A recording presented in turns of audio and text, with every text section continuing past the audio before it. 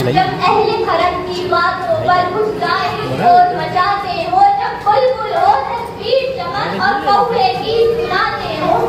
जब चिड़िया के इन घोंसलों में गुस्ताख उतारे जाते हो, जब माली अपने गुलशन में घास से आग लगाते हो, इस हाल में हम दीवानों से तुम कहते हो खामोश रहो,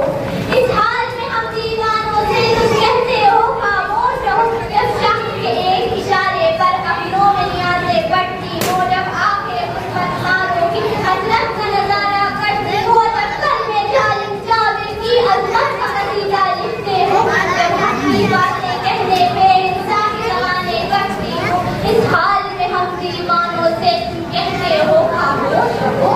इस हाल में हम दीवानों से तुम कहते हो खामोश रहो,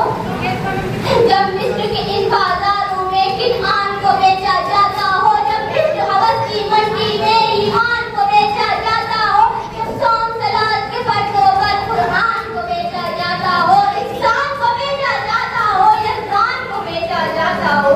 इस हाल में हम दीवानों से तुम कहते हो खामोश रहो,